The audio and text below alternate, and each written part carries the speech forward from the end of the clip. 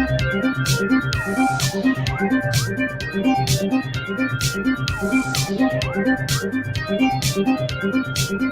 going on, everybody? It's Monday night, November the 2nd, 2021. This is Phantom Empire Live, episode 1 of Phase 2. Thank you for joining us. It's going to be a fucking loaded night. That doesn't mean we're all getting loaded. Maybe not. We'll see. No, definitely not for me. We got a jam-packed night. We have Braden Timmons coming up, the man behind the Haddonfield Nightmare, which has made a lot of noise over on YouTube, which I suppose is here. We're also talking Halloween Kills, the Book of Boba Fett, the Morbius trailer, and catching you up to date on everything that is going on at the channel. And there is so much happening.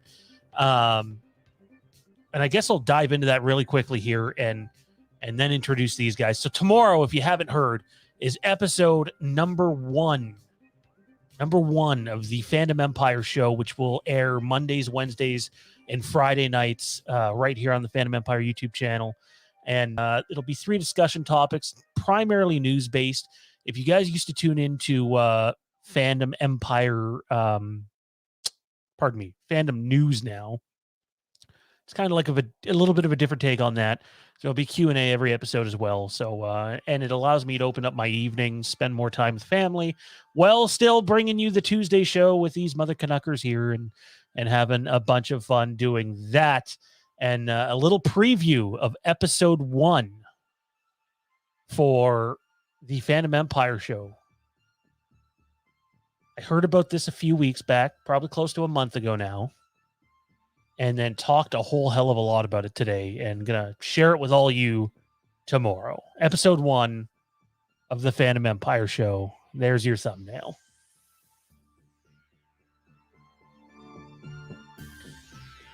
Some people might be jumping for joy.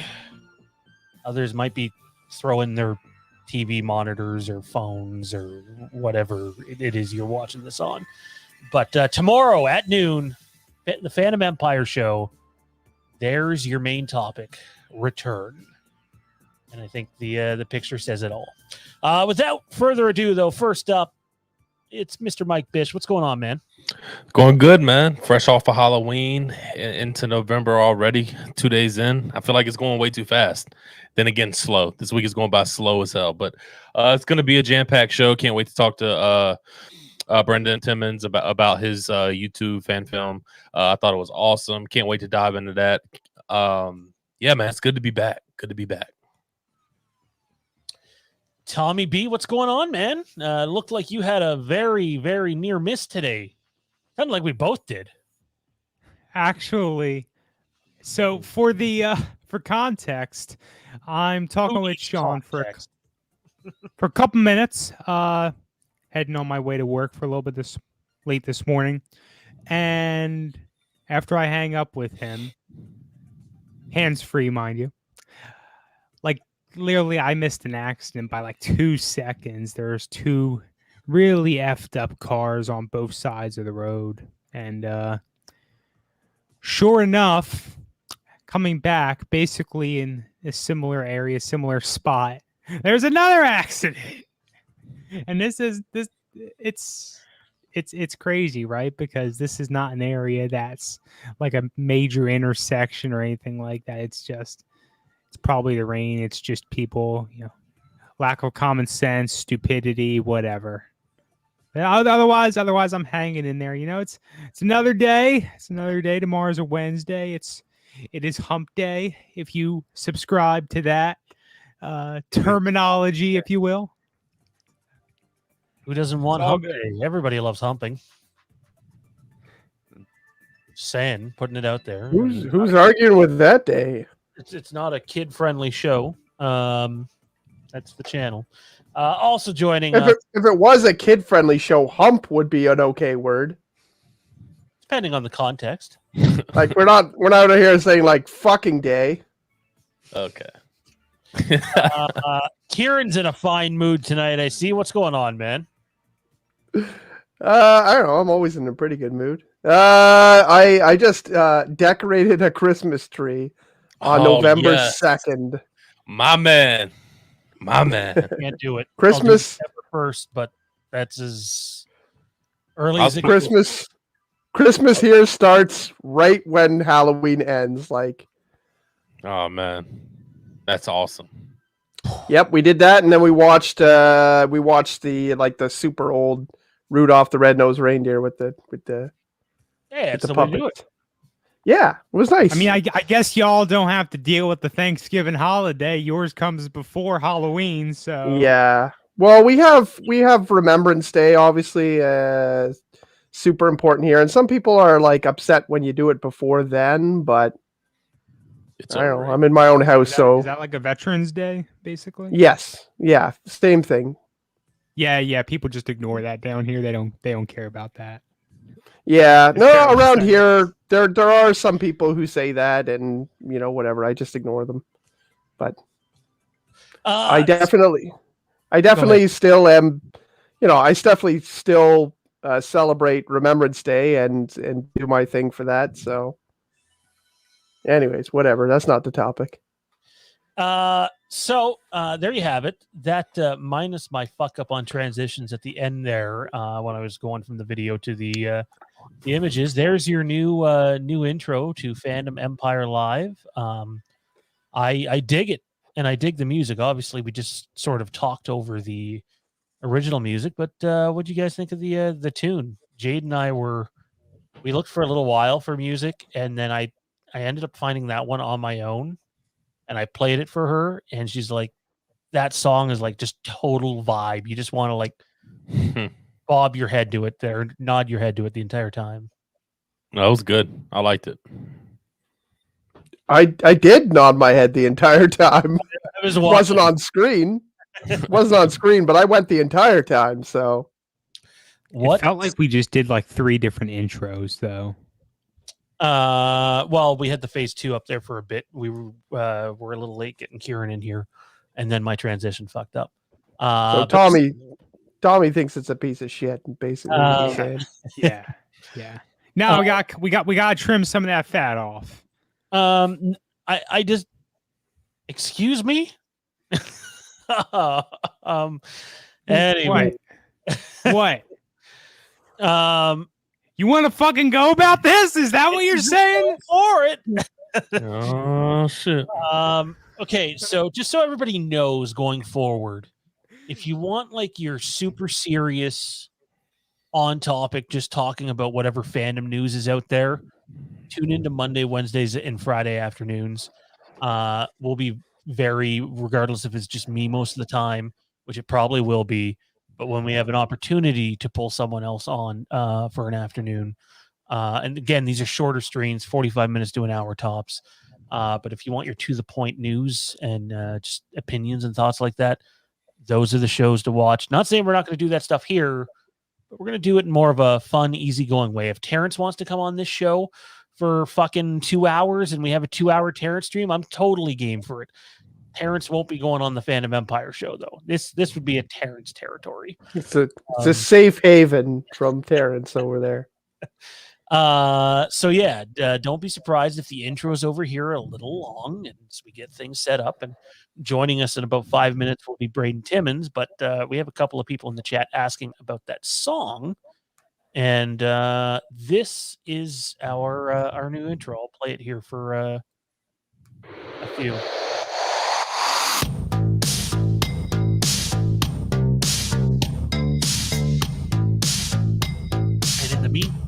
In the meantime, I'll pull up the slides of what you can expect for the rest of the show.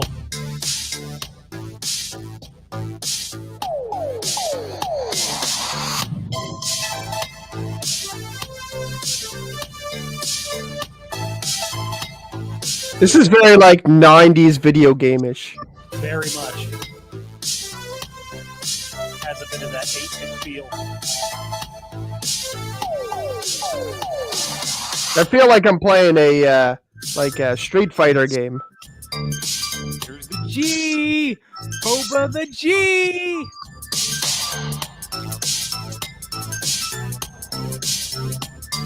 Yeah, we might have done a thing on another YouTube channel too. We'll get to that later on.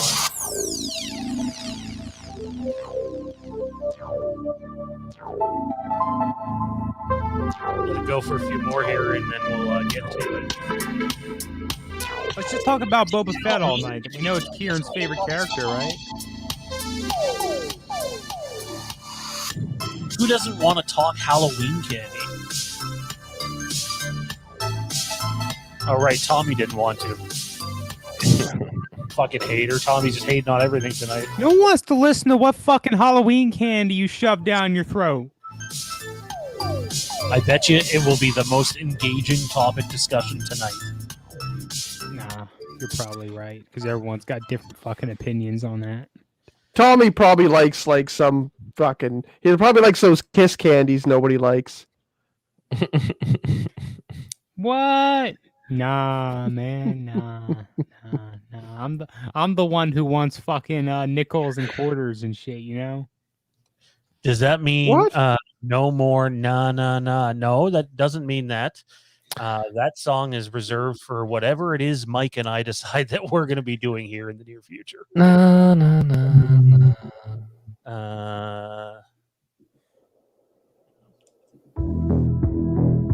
I think that's the one he means. This is the one. Anyway, we have a guest joining us. He's the man behind, and I guess on or in the Haddonfield Nightmare. It was cool to see him pop up. Mr. Braden Timmons. What's going on, man? And I guess on or in. Oh, someone's echoing. Nightmare. It was cool to see him pop up. Mr. Braden Timmons. What's going on, man? What's going on, guys? How's it going? I was gonna say you might need to mute it on your end. We're hearing everything play back. Who, me?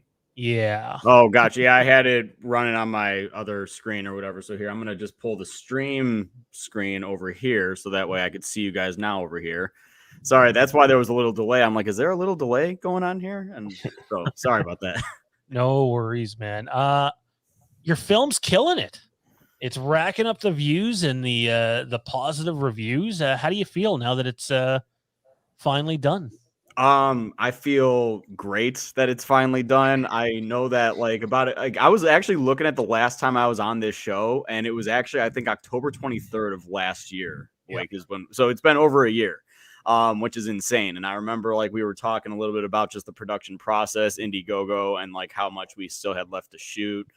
We were in the middle of production at that time. So, it definitely feels good that, about a year later that the movie's done and, it's out and people are seeing it and really enjoying it, for the most part. Yes, there are those negative Nancy's that I see, in the comments. I read all the comments. So, it's if anyone's does he read it? Yeah, I see all of it. So, but for the most part, yeah, it seems like everyone's enjoying it, and that's making me happy. It's making me feel like that I did justice to Halloween like I wanted to. And yeah. So I guess I'll kick things off.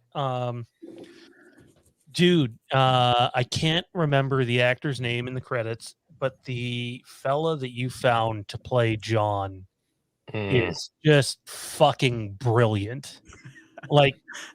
I'm somebody who is not a big fan of recasting. Obviously, this is a fan film, although it doesn't look like it. And so when I don't know if you've seen Dr. Sleep yet, but when I was getting ready for Dr. Sleep, I was really worried that the recasting was just going to take me completely out of the movie, and it didn't. It was one of the first movies that hasn't done that for me. And to me, if you take out the actor Josh Hartnett and just look at the character, it's totally believable that that's John 2+ decades later. How was the process on finding him? Did you already know that he was your guy? Just how did all that come down? No. So that's a great question. I love telling this story too. So the guy that played John in the movie, his name is Peter DeJuric, and we actually put out a casting call for Haddonfield Nightmare. We actually, when we were in the process of making this, we were like, you know what? We actually want to do something. We see that there are higher quality fan films that are, coming out and whatnot, and that wanted to be able to contribute to that. So we put out a casting call, and, we casted all of the characters that you guys see in the movie except for John. John was the last character that we casted because I was so picky on who I was going to have be John. You know, like I was like, the guy has to resemble Josh Hartnett. Like he has to resemble, you know, the character and how I see him as an adult. Like, I didn't think that because I looked at Josh Hartnett. He doesn't have like gray hair or anything. He still looks like a young guy, even though he's like, you know, in his early 40s right now. And then I get a notification ding in my email from Peter Jurek, and he didn't submit a headshot. He sent me a resume and he sent me a reel. So like, I didn't see like, you know, normally I get a PDF of the, you know, resume and then it's like got their headshot. But when I opened his reel, the thumbnail of him fucking looked exactly like Josh Hartnett. And I was like, if this guy can act, this guy might be John. And I watched his reel through and, you know, he was really good. And so we started a conversation. But the thing with Peter is that he was very particular about, you know, this role. He was very particular about the character and everything. He wanted to know what he was getting into. Because fun fact, prior to HN, he had no knowledge of what he was coming into. He had no knowledge of Halloween H2O. He just saw that he fit the character description and submitted. So when I sent him a picture of who he was like auditioning for, like he was like, "Holy shit, dude! Like this is crazy." And I was like, "I know, that's what I'm saying." So yeah, we loved him. We probably exchanged about 30 different emails before we actually got on the phone. We got on the phone, we talked. I wasn't done writing the script at the time we casted him. He was very, again, particular with what he was going to accept and like how long this project was going to be. So I sent him the first 2 acts of the script. And then after he read the first 2 acts, he agreed to come aboard the project. And then I finished it, sent it to him. He loved it. And yeah, we got really lucky with him submitting, man. That's amazing. So Braden, listen, man, great job. I absolutely love the film, but it's an honor to have you here because I feel like I'm always the outcast in a lot of these Halloween conversations because I absolutely love H2O. So I kind of want to know, what was it about H2O that you wanted to make a sequel to? Why do you love H2O, and what really attracted you to the story that you felt like that you could, you know, make a sequel that would be beneficial that to the fans and really the one that we all deserve to have? Yeah, absolutely. Well, when I was looking at potential Halloween topics to explore, I wasn't sure if I just wanted to make a fan film and like, you know, recreate Halloween in a way, if that makes any sense. Like you see some fan films that, you know, just have different elements to it and brings like Michael Myers in, kills a few people, and that's it. Or if we wanted to actually, you know, delve into an existing story already. So I was actually watching the entire franchise when I was doing some research, just taking notes on, you know, how Myers moves and everything, and just like the elements that makes Michael Myers Michael Myers. So I was watching all of them, and I got to H2O, and the light bulb just like literally just dinged over my head, and it was just like, holy shit. Like, you know, I love this movie. And I love the movie because even though it doesn't have Halloween vibes all over the place, like I definitely get more Scream vibes, you know, because of the music choices and whatever. But I do love Chris Durand as Michael Myers. I love the story with Laurie Strode. I love how she is one of those characters that's trying to get over her past, but also has that, you know, sense that Michael Myers is still coming after her all these years later. And I just love that whole element, the dynamic between that. And I really like John Tate as a character. So when I was watching that movie and that light bulb dinged, and I was just like, oh my God, this would be such an awesome story to tell. I just kind of started thinking, okay, now what route can we go? And I came up with this in 2019. So we were at about the 21-year mark since H2O came out, because the initial plan was to release this movie in fall of 2020. And it would have been like, obviously I was before COVID and everything like that happened. But it would have been like a perfect 22-year jump from, okay, this is where John Tate is as now an adult. Like, what's he up to? So that's where the whole idea came. And, you know, it was a lot of fun to put together all of the pieces as to where he's at mentally. And like Halloween 2018 had already come out at that time. So it was like, I was like, okay, they did this with Laurie. Now, how can we get a shoe in with John to make sense? So that's kind of what our arc was for John Tate, was really the idea that they had with 2018 with Laurie, and like how they retconned every other film in the franchise and just continued her 40 years later. I wanted to do that, but with John Tate and seeing where he's at all these years later. Awesome, man. I could tell you that and I'm not saying this just because you're here. I thoroughly enjoyed this a lot more than I did Resurrection. I just thought it did H2O. It's just a sequel that we should have gotten to begin with. I think, if they would have followed Josh Hartnett, later into his life. I mean, that you did it perfectly, man. And I just want to say good job on the film. Thank you. I really appreciate that. Yeah, honestly, I think the one word that I had was that it was very satisfying to see the arc of that character go on. Like I felt like, yeah, it was way better than, just jumping to Resurrection and doing something completely different, even though that was definitely a sequel. Really loved it. I got to say, though, I really, really got pulled in at the end. Like I was watching it. I was actually watching it at work, and I really got pulled in. Really loved the end sequence and all the fighting at the end. And then you left us with an open end. So I got to know, are we going to get, is there going to be a sequel? Are we going to make a sequel? Are we going to keep going? Yeah, I mean, I don't want to say, because I see I've got one of our producers is here in the chat, Blair Ford, and then one of our director of photography, Zach Dion. I see that he's here in the chat too. So I don't want to get in trouble and spoil any more than I have to, but we have been talking about, where we're going to take this. So we left it as an open ending to kind of see how this movie was going to do. And we do have plans to continue this story as well. And I got to say that we're very excited about where this can potentially go from where this one left off. And that's all I'll say for now, because again, I don't want to get in trouble by Oh, that's perfect. I don't want to Tom Holland it,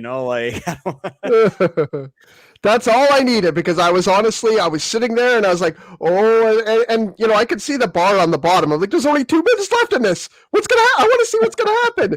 And then you did it perfect, because you left me wanting more, and I'm sure a lot of people wanted more. So Braden, I could ask you probably a dozen questions about creative decisions, storytelling, and what have you. Sure. But I think one that's if I had to pick one that stands out most is H2O doesn't feature Haddonfield as the focal, place of the story. You threw the school out and say, you know what? No, we're going to go back to Haddonfield. We're going to make this university. We're going to establish John Tate, in a career and everything else that goes along with the film. I'm not going to say it all because folks should go watch it. I just watched it this morning. Absolutely loved it. Just, was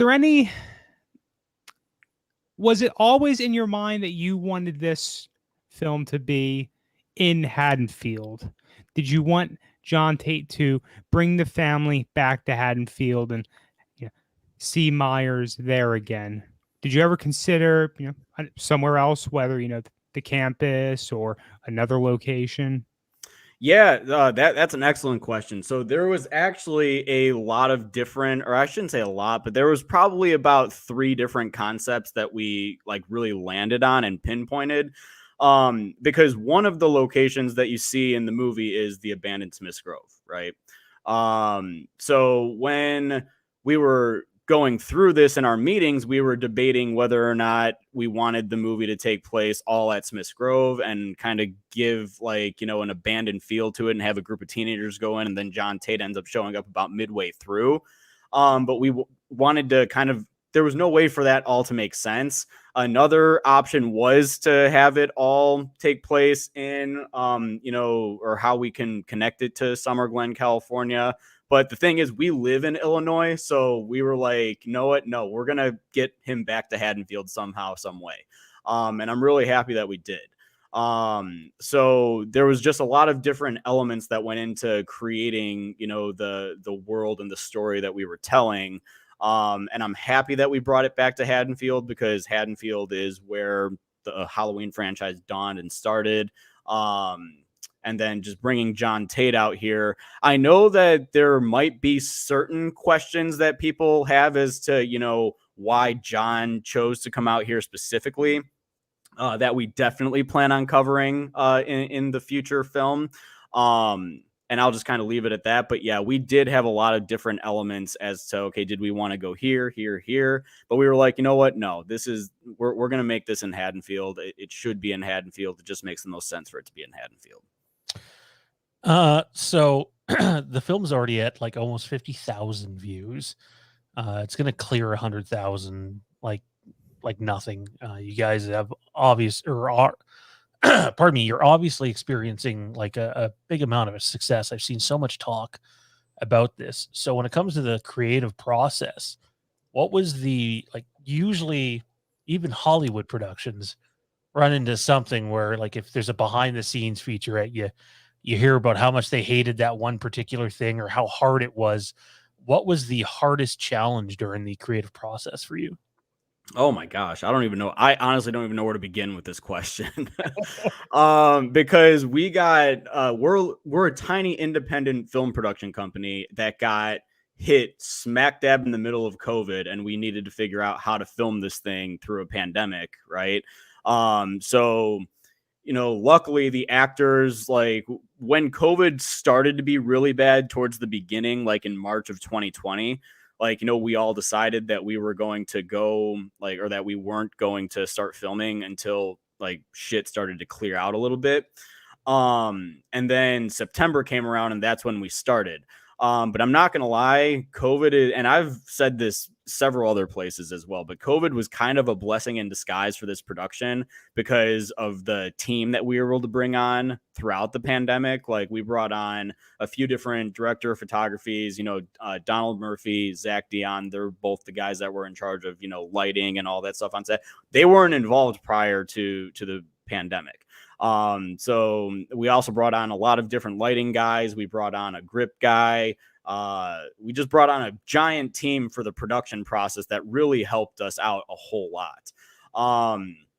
And then throughout the production, we also went on a few different production breaks. So that was definitely also a great challenge, because we were bringing people in from out of state to be involved with it. Then they had to fly back.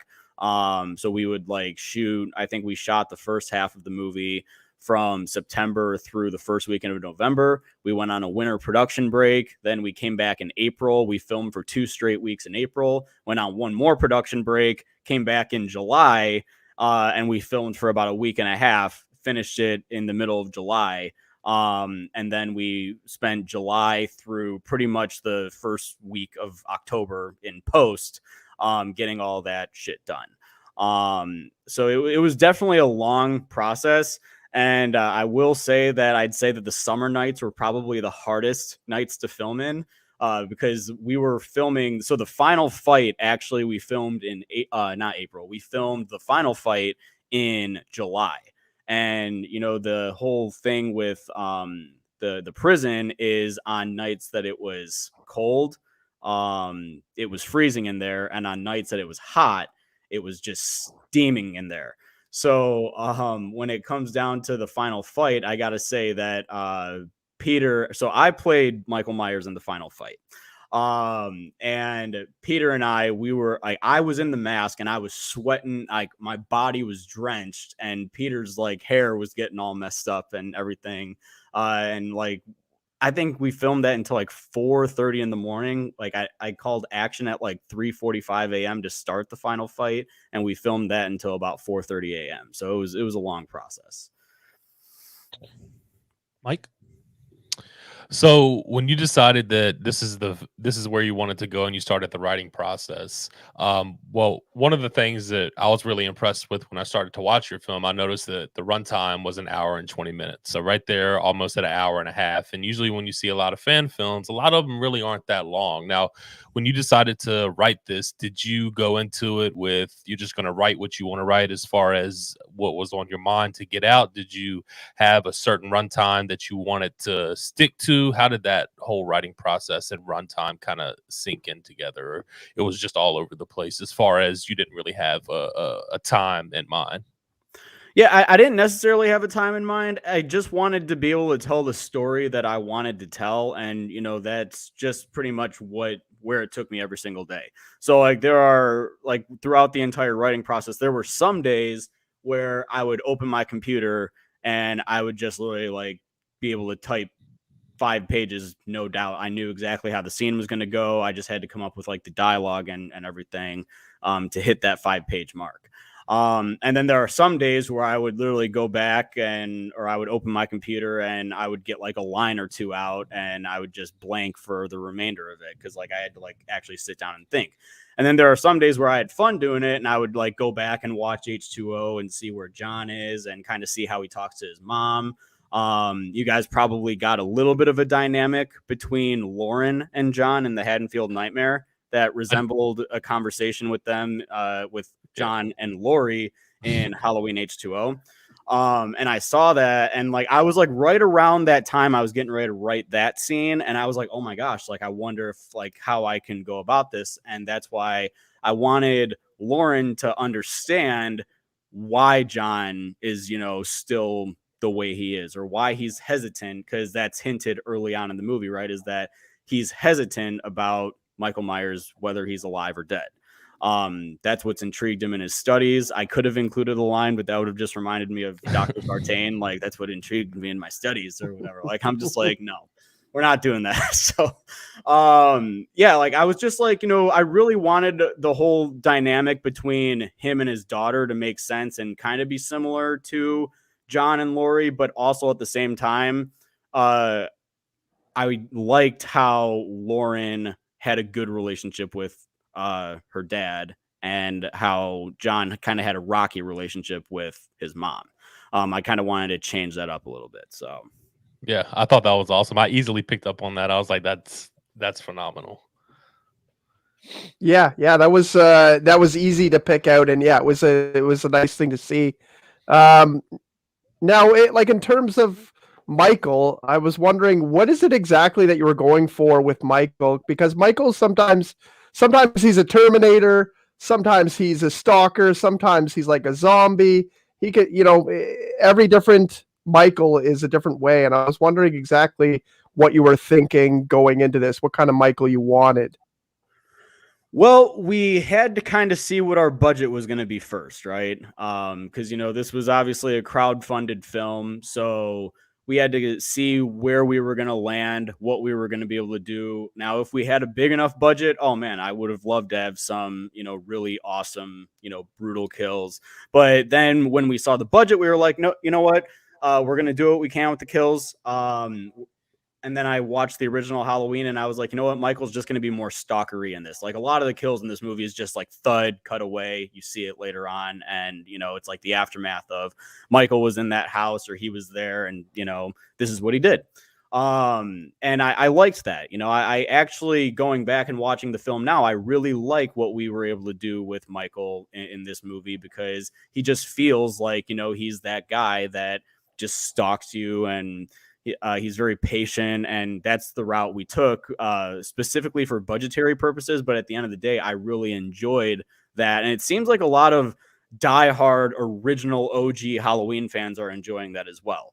Believe me, I've seen my fair share of comments like, oh, this wasn't bloody enough. This wasn't bloody enough. This wasn't bloody. Like, the gore factor wasn't there. And I'm sitting there and I'm just like, then you must not be a fan of the original Halloween. Because I know that all these slashers, there are some fans that really want to see gore. There are some fans that want to see story and atmosphere. And that's definitely what Haddonfield Nightmare is more of. So I feel like anybody who is a fan of the original OG Halloween, should like the atmosphere and the mood that we build with Myers in this one, because he's just that stalker that, goes around and stalks people. He's very stealthy about it. And that's the route that we took, and I'm very happy with it. So yeah, I loved it. I especially loved him as the movie went on. I loved him even more. Near the end, I thought he was fantastic. So, like I said, it was the last 20, 30 minutes, I was like on the edge of my seat at work, alone in a lunchroom, and I was like, I hope nobody walks in. Like, I was like really pulled in. I don't care if my work break ends. I'm watching this. Man, dude, that honestly, it means so much, that you guys are saying. First of all, thank you guys all for taking the time to watch it and even have me here, man. I like to have an awesome time talking to you guys about it too. Well, thanks for coming. That's that was key, having you show up. So, Tommy, you got one more for him? Yeah, sure. Why the hell not? So, spoiler alert for anyone planning to watch this within the next 5 minutes or whatever you care about spoilers. And Braid, by all means, feel free to say no comment. I initially got a little confused with a little bit jumping around the years and fast forward, so on and so forth. But I figured it all out. So Laurie doesn't appear in this movie, and there's any number of good reasons why. I just needed a little bit of clarification about that. So is her death in like the first, 10 or 15 minutes of Resurrection supposed to be her death? Or, because I know that generally the premise is, oh yeah, she died in a car accident so many years ago, like what happened in H2O. Yeah. That was, so what's the premise? Is she possibly still out there? Is she actually dead, like in Resurrection, or? So she could be still out there, because Resurrection doesn't exist in this timeline. So when it comes down to it, there's like the whole secret element, like nobody knows about who John Tate is except his daughter, right? So the whole dynamic that I wanted to explore with that is I wanted to explore, okay, like, John's just going to say that she died in a car accident, specifically to keep her identity hidden, in the sense that it didn't travel from Summer Glen, California down to, or all the way over to Haddonfield, Illinois. Because remember, in the beginning of Halloween H2O, when the cops were exploring, like they even said that, like, or the one detective said they never found his body. And then the other detective, before the opening credits started, he shut the door. He goes, Michael Myers, yeah, right. And then shuts the door.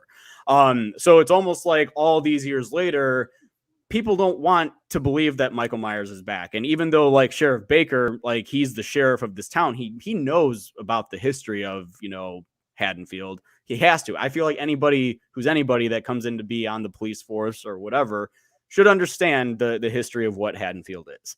And obviously Officer Williams did, because we got some backstory with him about, his dad being on the police force back on that night in 1978. So the news never traveled down from Summer Glen to Haddonfield. But that's definitely a possibility. It definitely is a possibility that she could still be out there. I thought that was like just a really neat thing that, like you say, the news it didn't get out there. It kind of got swept under the rug. Like whenever you take, not necessarily serial killers, but any of these like supernatural or whatever stories, and if they go out of their general geographic range, right? Like I feel like sometimes these things, they do get projected. I always like to talk about, hey, I grew up in New Jersey. There have been definitely times where they say, hey, the Jersey Devil, here all the way this many states over, right? But see, that was an interesting take. I like that you went with it. Thanks for explaining. Yeah, no, absolutely. And yeah, that's why, like, I wanted to go the route, like, with, like, it was never confirmed to be Michael Myers, which would honestly push John to want to study psychology even more, would want to push him to, every year around this time, sort of kind of get hesitant about where Michael Myers can be. So, that's why it's like, when this murder occurs and the cops show up at the house, it's like, holy shit, like, could this be him? That's the dynamic I wanted to have with John. I did really like the idea that he was kind of like his mother, being freaked out around Halloween, but also that he was trying to get around it and be like, yeah, you can go out with your friends. Like, he's like, I'm not going to be like my mom, not going to be like my mom. And then as things added up, he was more like his mom again. He was, starting to be a basket case. So, yeah, we had to definitely give, like, I think my description, like when I would talk to my team about it, is I think the description I gave was he's got that perfect mix of Laurie Strode and Dr. Loomis in him. So, I feel like Laurie knows more about Loomis, and John obviously knows about Loomis from his studies and everything, but I thought that he had the perfect mix of her and Loomis in him. So let me ask you a couple of questions here. The final one for the Haddonfield Nightmare, and I guess a potential sequel.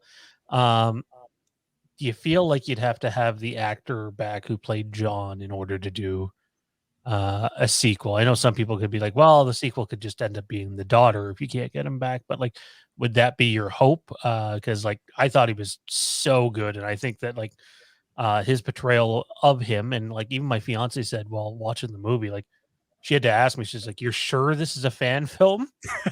And I'm like, that's always a good thing, right? Like, that's fantastic. So just, would that be the goal, or are you open to different things? Oh no. I mean, we got to bring John Tate back, man. We got to have him if we're gonna be doing this. Like I literally can't say anything like further about the story that we've been developing for the next one. But I will say that it definitely revolves. He's very much still integral to what we have planned. And it's good that you guys really liked him, because that'll obviously give him a little bit more oomph to be like, yeah, let's do this again. I honestly thought I like the acting like across the board. I thought you got a lot of really great people. I love the students. I love the cops. I thought they were all real and believable. And I thought across the board the acting was great. And that's one of the main things that you can tell a fan film. You're like, man, this was great. And this was great. I love the idea, but the acting it's a fan film, but that wasn't at all the point here. Like, I thought the acting was really great. Well, thank you. And that honestly, I'm sure that like the actors are going to hear that. They're going to be like, oh my gosh, like it's going to be so good for them to hear. I'm sure that'll be a common opinion. Does anybody else have any final questions for Braden on the Haddonfield Nightmare? I'm going to switch the topic on him before we let him go. All right, I guess we're good. I got to ask you. You said a couple each. You didn't say we could have 4.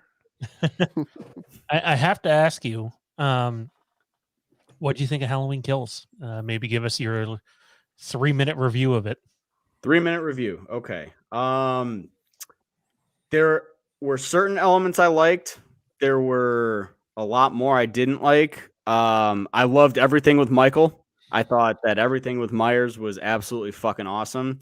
I definitely think that he carried this movie, probably solely, if I'm being honest. And then I don't know, man. Like because I did a 2-hour spoiler review on my channel with my friends Destiny and Chad, and like we got pretty extensively heavy into it, and like we're allowed to talk about spoilers and stuff like that. Yeah. Like, right. Yeah. Like, because the movie's been out for quite some time.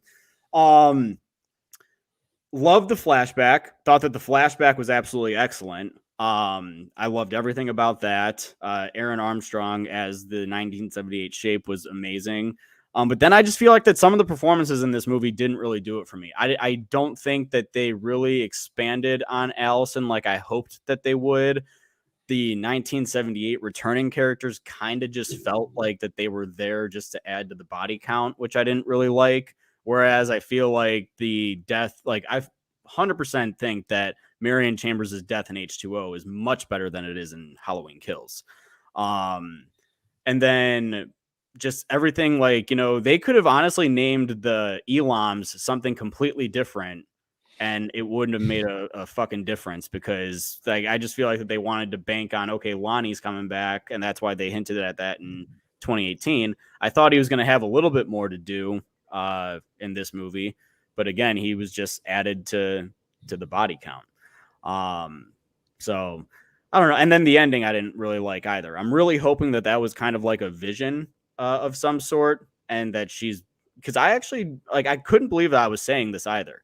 I was really hoping that Karen was going to, survive this one so that she also plays a part in Halloween Ends, because I didn't really like her in 2018, but she did have a good arc in 18 leading into this one. And then I just feel like that she also had some good character development in this one, and then just kind of was like, right. But yeah, I thought it was okay. Wasn't as good as I anticipated it to be. But yeah, what are I don't know what your guys' thoughts are on it, but that's kind of just my general thoughts on it. I don't think it's the best thing ever, and I don't think it's the worst thing ever. I like it more than I don't like it, but I definitely have a few issues with it. I also know for a fact, they chopped the shit out of this movie, man. There was a lot taken out. I'm not talking just from the script. I mean, just from the test screening, there was a lot taken out, and it's unfortunate that they got a little edit happy with it. I think it could have been better. Some things were longer, or they played out longer and added more depth to them. But why don't you just say it and say that you think it's a piece of shit? I don't, though. I don't. I liked it. But like you, I think if you take away Michael Myers in this movie, whether it's Aaron Armstrong or James Jude Courtney, and you get, I'm not throwing shade at him, but like Don Shanks in there or something, or Brad Lorre, and you just get, some more traditional Michael Myers kills that aren't just a carbon copy of the original movie.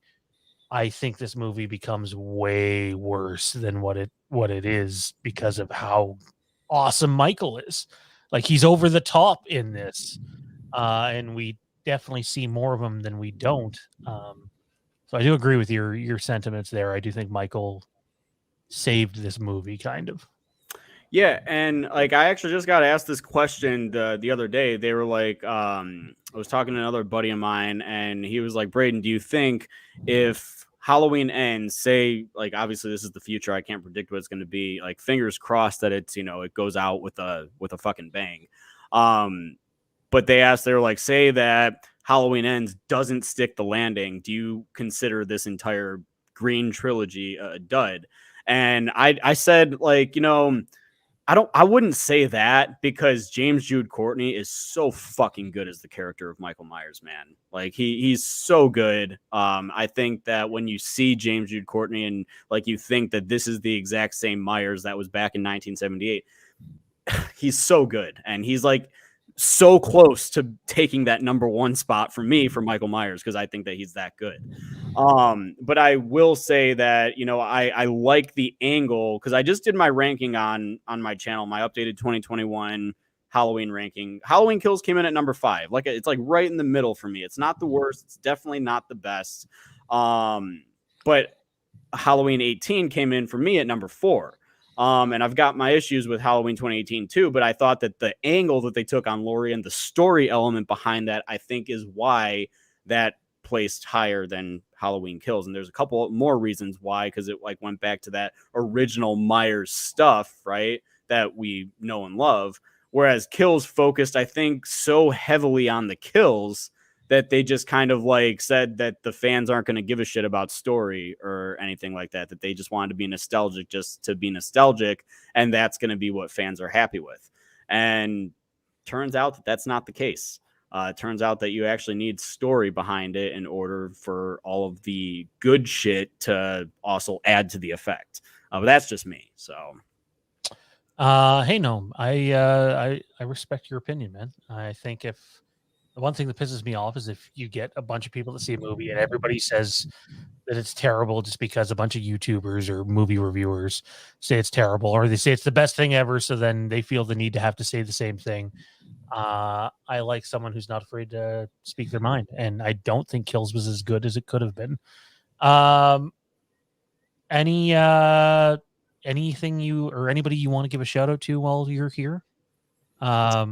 There was a lot of people involved in that production. Yeah, no, there definitely was, man. And I got to give it to our entire cast and crew. They all did a fucking fantastic job. I mean, they showed up every night right to work. Peter asked me 1,000 questions from the get-go when he got on set to literally when we ended the night. I mean, all of them did, but Pete definitely had a heavy load of questions. And Pete, if you're watching this, man, love you, buddy. But and then I got to give a shout out to Blair Ford, who was an executive producer on this project. You know, he actually made a McDonald's run for everybody one night on set at like 3 a.m. and ordered like fucking he ordered like 45 McChickens and all. It was it was the biggest order they probably received all day, man. Like I could just see those employees being like, "Are you shitting me right now?" And then no, but Blair Ford, he has been involved with the production since the beginning. And then our entire post-production team, Adrian Iman, the music composer, Tyler Falcoa, our mixer and master, Mike Shabanti, Foley artist, Zach Dion, our color artist, and he also helped edit certain sequences in the movie as well. So shout out to all those guys. And then shout out to everybody who has watched the movie. Thank you guys so much for taking the time and watching the film and enjoying the film, you know, and whether or not you did or didn't, thank you for watching and leaving comments about what your thoughts are, because you can definitely bet that we are reading those and we're taking feedback for the next one. So definitely keep all that in mind. Yeah, your guys' feedback is greatly appreciated. And then thank you guys here at Fandom Empire for allowing me to come on, man. You guys do a lot of great work here. I was wondering when I was going to get back on this show too, you know, but I know you guys are so damn busy running all your guys' shows. So you guys are absolutely fucking awesome though. So thank you guys. Appreciate the compliments, man. Where can everybody find you on social media and your YouTube channel? So you guys can find me on social media. Bat Timmons is my most of my social media stuff. So BATTIMMONS. And then you guys can find me on YouTube just at Braden Timmons. Search me up and I'll be right there. But awesome, man. Thanks a lot. Well, there you have it. Braden Timmons, The Haddonfield Nightmare. It's available now on YouTube. Go check it out. It is fucking awesome. I truly mean this when I say it. I really do like Halloween Kills, and the Michael stuff is great. But if someone asked me what movie told a better story, Halloween Kills or The Haddonfield Nightmare, and I'm not just saying this because the last thing I do is keep people's asses. It's The Haddonfield Nightmare. John Tate's story is fantastic. And even though I'm not a big H2O guy, it was amazing. So thank you for giving that to us, man. It's incredible. Absolutely. And thank you guys. All right. We're going to take a couple-minute break here, everybody. We'll let Braden and Mike go, and then we'll come back after the break, and we're talking Halloween candy. Halloween candy. Why not?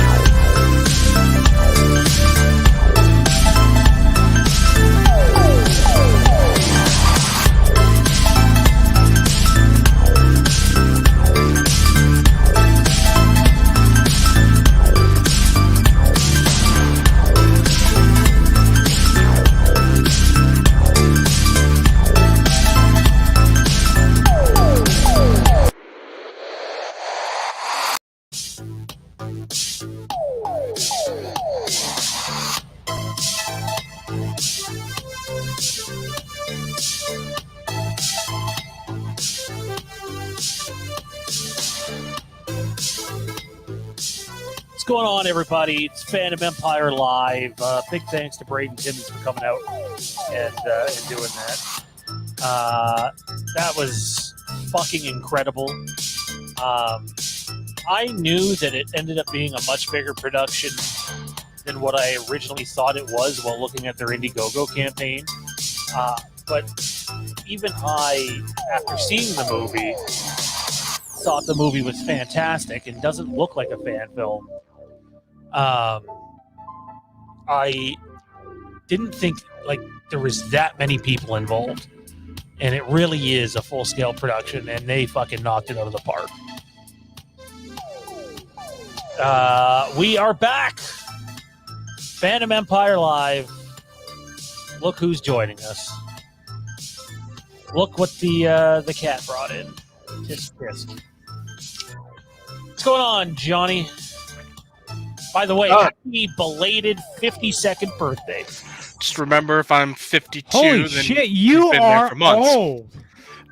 I'm not 52, Tommy. Good I Lord, mean, man. even I can say if you were 52, you look pretty good. You look good. You look good. That's what I mean to say, You right? look young. Let's not go too far with good. You look young. Y'all are horrible people. Whoa. What do you think of the new intro? First time you've heard it.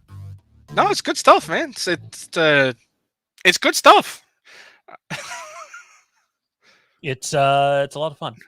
Has a good beat. Has a good vibe, as Jade said. God, I hate that word. It's definitely. I feel that vibe. Do you hate that word because it's used to describe stuff that you just can't describe? So you say vibe. I hate that word because it's so overused. It is. I feel like when someone's like, it's got a good, and they can't come up with something, they're like, vibe. Unless you look like Cheech and or Chong, I don't want to hear you say the word vibe. Melissa's guessing 35. Even when you get to that point, it's like, oh man, someone's actually guessing me in my mid-30s. Where the fuck did life go? Oh, That's drastic. The last time somebody guessed my age, they said 18. So I'd rather that. we're not sure what capacity we're going to use this one in yet. I'm leaning towards using it as background music in the pre-produced videos, but we also picked up this one right here.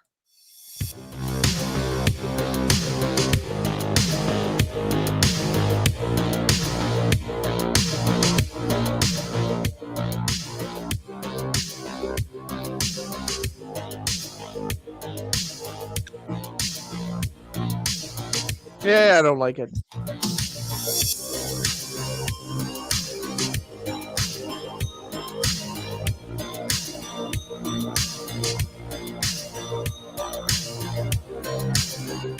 I think it's more for, playing under you as you're talking in a video than it is to be a main theme. It's not this.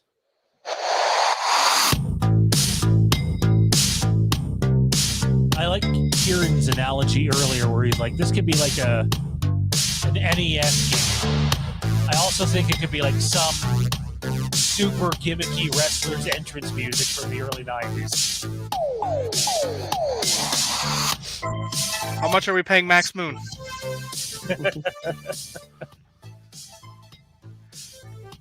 Yeah, I feel like I'm playing a Ninja Turtles NES game, like a beat 'em up. So Halloween Streets candy. of Rage, but same difference. Halloween candy. We figured with Halloween. By the way, Tommy apparently doesn't like to talk about Halloween candy because he's too good to talk about it. That is not what I said. Don't you fucking misrepresent me. Yeah, drink your fucking drink. Nah, what I said was I don't think people want to hear about the fucking Halloween candy we all want to. I mean, for real, that show could go on for like a weekend, right? Like we talked about ketchup on hot dogs for like 20 minutes one time. I mean, we've talked about dumber shit before. I mean, I like candy. I don't eat it for breakfast, lunch, and dinner like some people, but if you missed it to kick off the show tonight, Phantom Empire Live has always had like this sort of just easygoing, laid back vibe to it. I said vibe again. There it is. See how many It's effective that time. And it's going to stay that. Doesn't mean we're not going to talk about what's out there in the news and there's Halloween stuff. But if you want your more serious, to the point stuff, tune in to the Phantom Empire show, which debuts tomorrow at noon with this topic. And yes, there's actually substance to it.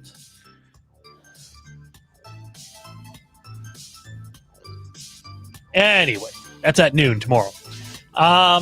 Halloween candy. So Jensen went trick-or-treating a couple nights ago, and he was sort of lukewarm on it at the beginning, and then eventually loved running up and down people's driveways. And people would be holding out the bowl, and they'd be like, take one. Jensen would be like, and then grab a second one. It was cool. But that's the first time that I have gone out and participated in trick-or-treating in over a decade. So for me, it's been a long fucking time. I took my oldest twice. The other times he's been at his mom's. And so it felt different. And yet I had got this like rush of excitement of, oh my God, we're going to get home empty. And I don't even mean eat it. I mean, I just want to see what he got. Because I remember like half the time when I'd be out trick-or-treating, I wouldn't even be paying attention to what I got. Now, obviously, you know, if you're getting chips or candies or chocolate bars or sometimes cans of pop. But you, like, I wasn't going, oh, is that a Mr. Big? Is that an arrow? You know, I wasn't looking at that. And I always loved getting home and looking at the candy. So what were some of your favorite chocolate bar chips? No. Hold on, Sean, before we get to that. A question does have to be asked. Did you collect your fee? I don't know what we're getting at. Well, come on. You had to take one certain candy, all of them that you like, and you say, this is mine. Did you steal candy from your own child? Yeah, thank you. The smart parent would plead the fifth in the hopes that their kid never watches this one day and finds out where all the candy went. So far, I have not. He's full of shit. He has. Not taking a thing. But I can't say the same for his grandparents who decided they were going to raid his candy bag. That's not right. I said to Jade, so I haven't had, you know, the chocolate bar that's like the... it's the crunch bar. It has crunch like diagonally going down. It's blue, red, and white. I haven't had one of those probably since the last time I went trick-or-treating. Are we talking a Nestle Crunch bar here, or are we talking... The blue, red, and white one. Whatever. Okay. Yes. So Nestle Crunch. So it's never one... I think it's made by Nestle, yeah. I've never gone to the store and been like, I'm going to get that. You know, I just never, ever. But I used to like getting them at Halloween. So this kid comes back with like 2 pretty decent sized bags of candy. There's not one Crunch bar. Yo, what the fuck kind of neighborhood is that? It's not in the Nestle assortment bag. It's wrong. I can confirm that. I gotta tell you guys, what's going on here. The best Halloween score ever my son got. So, my son dressed up as Orange Cassidy for Halloween. So he had the jean jacket, jeans, he had aviators on, he already has the Orange Cassidy shirt. So in my neighborhood, he goes and he comes back, and not only does he have his bag, he has another bag. And I was like, where did he get another bag from? And he said, oh, that guy really liked my costume. Do you know what was inside this other bag that this guy gave him? 3 WWE Elite figures. What the? What? He got an Elite Triple H, an Elite Macho Man, an Elite Kamala action figure. And then, so I went back to this guy and I was like, dude, like, you didn't have to do that. He's like, I bought them a while ago. They were just sitting around, and he's like, I don't know, I really liked his costume. And I was like, well, that was super nice. He got 3 action figures. Like just 2 days ago. Okay, I gotta tell you, are we talking the Elite Kamala with the shield and mask? That thing's like $150. Well, now you know, Kieran. Now you know. Well, that's been opened already, so whatever. But shit. I mean, I did great and all, but good God, man, throw that sitting around collecting. Put that shit on eBay. Give it to the kid on Halloween. How rich are you? And he got the ketchup and mustard, the Macho Man. It's awesome. The glasses come off. It's pretty sweet. Triple H was the one that has the skull mask that he wore at WrestleMania, and a WWE title, which of course, when you're a kid, you put want those things on eBay and bought him a bunch of cheap ones. You could have quadrupled his collection. So what was your guys' go-to candy as a kid, teenager, that like come Halloween, maybe it's just not something you ever went out and really bought, you just couldn't wait to get a bunch of them? My two were the Crunch, and then I'm also not like a Wonder Bar guy. I wouldn't go ever. I don't think I've ever bought a Wonder Bar in my life, but I used to like to get them on Halloween. You know, you'd get 5 or 6 of them, and be like, oh, hey, they're cool with a glass of milk or something. Well, my favorite is Reese's peanut butter cups, but I eat those like I don't think buy they fall them under this parameter of wait for Halloween to get them. Yeah, I eat them all the time. The one that I like when I get them in a Halloween bag that I don't normally buy everywhere, Three Musketeers bars. I really love eating the tiny Three Musketeers bars, and I don't know if I've ever. I guess I probably have, but maybe only a couple times ever bought an actual one, a full-sized bar. So, by the way, the chat, this goes for you guys and gals out there too. What's your go-to Halloween candy, or what was your go-to Halloween candy? Johnny, how about yours, man? I can tell you go last. He was hating on it. Hater. What? Nothing. You know what? Fuck off. Oh, you're talking? Okay, I thought you were calling me a hater of Halloween candy. I was like, hold on, what? Hater of all other things. Nah, man. For me, I like the toffee-based chocolate bars, like Score, and I can't think of the name of the other one. Well, the ones that are like the top, because you're not gonna buy the full-size chocolate bars. It's all gonna get stuck in your teeth, and it's just gonna up your mouth. But the little fun-size ones on Halloween, nice glass of chocolate, nice glass of milk with it, chocolate or white, whatever, and a toffee chocolate bar. It's good. Tommy Bizzle. So because you're being so mean to me here, I'm going to give you my life story. Oh God. So I am very much experienced with the Halloween candy because I was a fat kid growing up. I'm the kind who would get the big old bag and I'll eat it while I'm fucking walking, while we're trick-or-treating up. We're going to go slow because of me, because I'm eating. And I'm going to keep it, and I'm going to be eating it all through motherfucking November or December, whatever. You want to throw my Halloween candy away? That's wrong. It's wrong. No, we can't have none of that. So, what the fuck's a coffee crisp? Whoa! Danger, Will Robinson. Wow. Canadians everywhere are taking offense to you. As an American, I can understand you not knowing that because they don't exist down there, which is the most ridiculous thing I've ever heard in my life. But I do know for a fact they don't exist south of the border. But Canada, it's a go-to staple, man.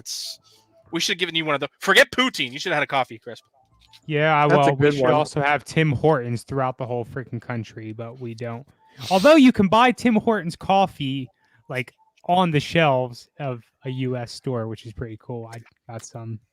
How Americans haven't tried to adopt poutine, I'll never understand. Yeah, I'm sure some places have. Anyway, French fries, cheese, and gravy. It's the most American thing possible. I digress. He said he didn't mind it. I don't typically buy chocolate just for the health's sake of buying chocolate. One right? second, Tommy. We had to rectify this mistake. Oh, okay. Yeah, I don't know what the fuck that is. It looks like a nutty bar. What? I think is what they're called. There's if it clearly looks like no nuts anything, in it looks like a Kit Kat. Yeah, you got nutty bars up there? I don't know what I don't that think is. so. Doesn't matter. It might have a different name. Yeah. So, if I have to pick like between the two major families of candy, what I like best, and I don't eat any candy really for the past few years because it's just horrible for you. I go for the gummy, I go for licorice, I go for shit like that, right? I do like me some fancy ass licorice every once in a while. But chocolate. Chocolate is something I don't typically buy. We do keep it in the house. We'll have like Dove little pieces, and I'll have one of those every once in a while. But otherwise, I only touch chocolate maybe this time of year, and that's it. Outside of like chocolate chip cookies or whatever. So, with all that Valentine's Day is said, offended.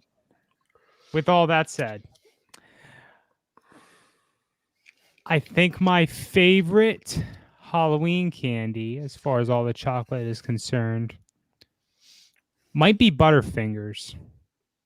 I love all of the chocolates that combine your nuts, some caramel every once in a while. So you got your Twix, you got your Mr. Good bars, you got your. Oh man, I used to love Mr. Biggs. Not now. Yeah. Snickers are kind of like all the way at the bottom for me. They're all right, but yeah, I damn, now I want a fucking Butterfinger. That's so. I think that Tommy is like the Johnny Depp Willy Wonka, where like he was a kid and his dad just threw out all his candy, and now he hates candy and he hates Halloween and Get off my lawn. No, legit though. My work, my work, the agency I'm doing some hours with, they throw stuff at staff every once in a while. I've had 2 different small bags of Halloween candy just sitting at my desk. just admit it. When you were a kid, Count Dooku threw out all your Halloween candy, and you're pissed off about it. I've had my fair share of Halloween candy this year, more than I have in quite some time. It's been pretty fucking good. Kieran, did you give yours? Yeah, Three Musketeers. Three Musketeers. You know what doesn't get love once you reach a certain age? Chalk-based candies. Like Rockets. Candy cigarettes were huge. Oh, that stuff just tastes like ass no matter what. But I Rockets. Rockets was, you know what I used Rockets for? I would use them as a puck to play with my bent hockey cards. Not even kidding. That was. I loved Rockets.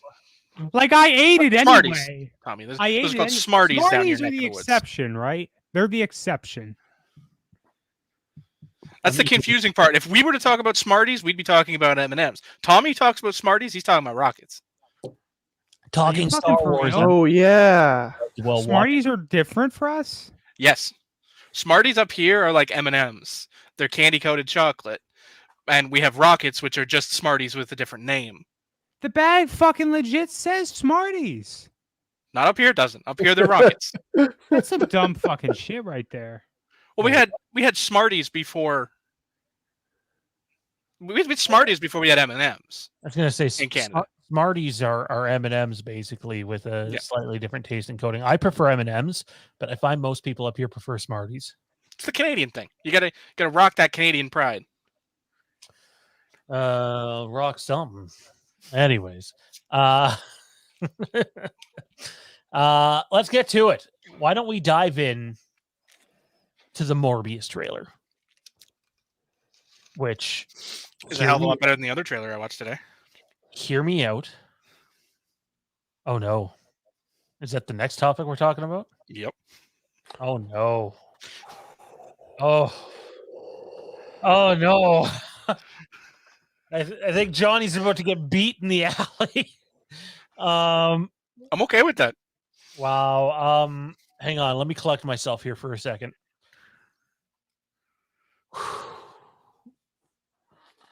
Oh man. We're gonna have some fun.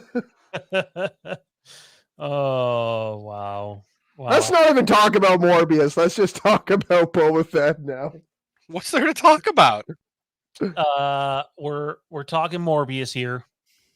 The 1 hour 22-minute mark. Phantom Empire Live. Okay. So why is Morbius picking his nose with his thumb there? He's saying stop. Ew, he's gonna eat it. Get some depth perception, people. Anyways, so I was supposed to do a trailer reaction to this, and my PC started running like shit because fuck OneDrive. And it took me like 2.5 hours to do 45 minutes worth of work. So that was out. I have seen the trailer now. I'll say this.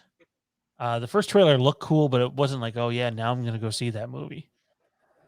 This trailer made me go, yeah, I'm probably going to go see that movie now. So, I mean, I think that's a trailer's job. I dug it. It's dark. It's vicious. It has Spider-Man Easter eggs all over the place. So did the first one, though. I'm so game for this, and I actually like Jared Leto as an actor, so I think he can provide some depth here. I think Jared Leto needs to I think he's a fantastic actor. Obviously, selecting the Joker role was not the greatest just because it's a really big shoes to fill, and he attacked it in a way more creepy, unlikable way, which I actually thought was okay. It didn't bother me. But I think him landing in this role might be really beneficial for him. So it looks like a good movie. I was pretty happy with it. I like the other trailer too, though. I thought it was all right. Johnny, where'd you fall on Morbius, man? I love this trailer. It told so much of a story that I'm intrigued in without giving away everything. It wet my whistle in such a way that I'm excited for this film, which is something that the first trailer didn't get me to. It looked good and it looked all right, but this one actually got me excited because it felt more real. Like Jared Leto is dark and gritty. He's not flamboyant and omnipresent. He is dark and broody, and that's the difference between the Joker and Morbius. They're the epitome of two different characters. The Joker is flamboyant and out there, no matter the interpretation. It's always at his core that's kind of who he is. Morbius is the exact opposite of that. He's dark and broody and scary and lurks in the shadows and works in the darkness, and that's Jared Leto. And it worked perfectly. And then you see all these other phenomenally talented actors interspersed in it, like Jared Harris. I love Jared Harris. I'm a huge fan of his, and he's a very underrated actor. I love him in everything. I don't think I've ever seen him in something bad. I love him. I think you add Matt Smith into that, and just you're adding everything to everything that looks really good while being a story that I can buy. Me at my core, I'm a purist. I like the authenticity. I like the screen to be like the comic book or some series of comic books based on that character, and this feels like that. Like this feels like a direct adaptation of a Morbius series from the 90s, and I love it for that. Tommy Bizzle. So I'm gonna follow up what Johnny was just saying, and I'm gonna say that Morbius is one of those characters that I know like nothing about, similar to the Eternals, which, by the way, I've been hearing some people are shitting on. So that's another piece of interesting stuff. Maybe we'll talk about another time. But can someone just please sum up for me who the fuck is Morbius? Is like Morbius like fucking Batman meets Doctor Strange meets Blade, or like what are we doing here? Blade is the closest comparison because they're both vampires. Fair but enough. I mean, he is kind of like Batman in a certain way, but not, because he is a vampire. But I remember really not liking him in the mid-90s Spider-Man cartoon. They didn't do him I justice liked him. in that. Like, I liked him, but it didn't. I mean, the whole series kind of brightened up the universe until just right up until the end when it got a little dark. So it didn't quite fit in as well as some of the other characters did. overall, I thought the trailer looked pretty interesting, especially for someone like me who doesn't really know the character. I'm intrigued, we could say. I would like to see this at some point. Morbius is kind of like a sad story because he did this to himself, and he's not a bad guy. He's not a bad person before, but obviously he basically has to feed on people or get plasma in order to live. So he ends up doing bad things, and he ends up being you actually get that line in the consumed trailer, by right? his. Yeah, You actually pretty much get that in the trailer with, are you a healer or are you a killer? yeah, And that sums up Morbius to a T. Because and that's why he works that line. He's a good guy, he's a bad guy. He's a good guy, he's a bad guy. He's very. The Spider-Man universe is the most frequent where villains become heroes to become villains again. Can I Yeah. hang on? Yeah. I'm gonna change the topic super slightly for 1 second. Because you mentioned Spider-Man. The worst kept secret in Hollywood. The wall's going to be coming down very soon. So enjoy it. You'd have to. Isn't it technically already? It should be, but officially, no. They're still playing the no. All I know for sure is apparently they're all featured on the poster. I won't even say for sure on that because I'm just not confident in that area. However, they're all in the movie, and they're all in the movie. Like, they're not just brief cameos, which explains why we've seen so little of the movie. The trailer is literally one small part of the movie. I'm predicting that everything we've seen in the trailers for Spider-Man so far comes in the first half hour. Yeah, it's about right. It could be 20 minutes, could be 40 minutes, but it's in that first act. The first act. There have been some screen grabs out there that are definitely the second and third act, but you're only seeing milliseconds parts of them. But yeah, no, this movie's going to be insane, and if you're a fan of any of those other movies about Spider-Man, you'll probably be quite happy with this movie. I'll say that. If you like any of those other Unless it Spider-Men, you're not even going to go see it. Are you sure about that? I am sure about that.